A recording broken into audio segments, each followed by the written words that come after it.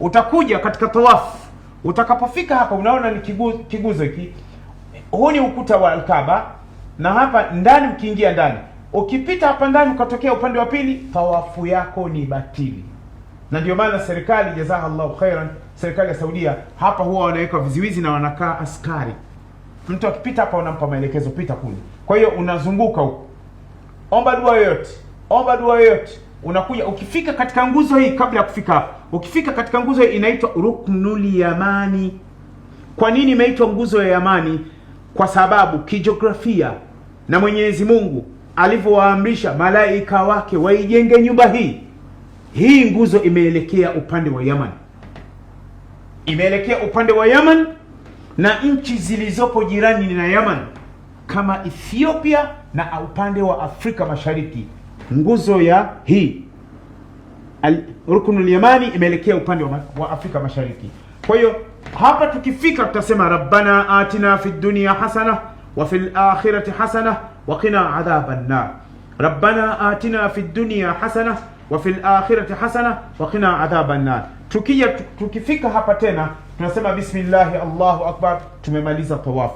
Kwa hiyo tawafu inaanzia hapa katika Hajarul Aswad na inakuja kumalizia hapa katika Hajarul Aswad. Hii ndiyo sehemu ya kuanzia tawafu na ndiyo sehemu ya kumalizia tawafu.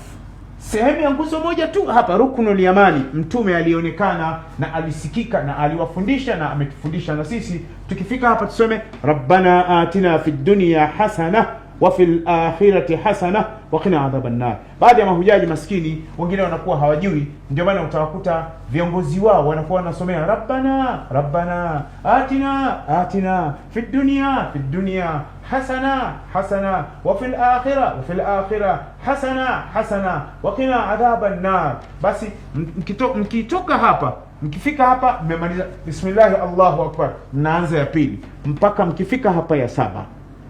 Kwa hiyo mtazunguka ili mara 7. Baada ya hapo tutakuja sehemu yetu ya 5, tutakuja kueleza baada ya kumaliza hapa tawafu hii tunakwenda wapi na tutafanya nini, na ni makosa ambayo watu wanayafanya. Na kuna wengine, baadhi ya makosa mahujaji wanayafanya, huwa wanakuwa wako viuno wazi. Ni kosa. Akina mama miili yao inakuwa iko wazi. Haya ni makosa mahujaji. Tupo mbele ya nyumba ya Mwenyezi Mungu Subhanahu wa Ta'ala.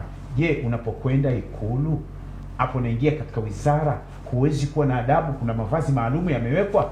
Tuwe na adabu, tumuogope Mwenyezi Mungu Subhanahu wa Ta'ala. Tupo katika mji wa Allah Makkah, na tupo mbele ya nyumba ya Allah.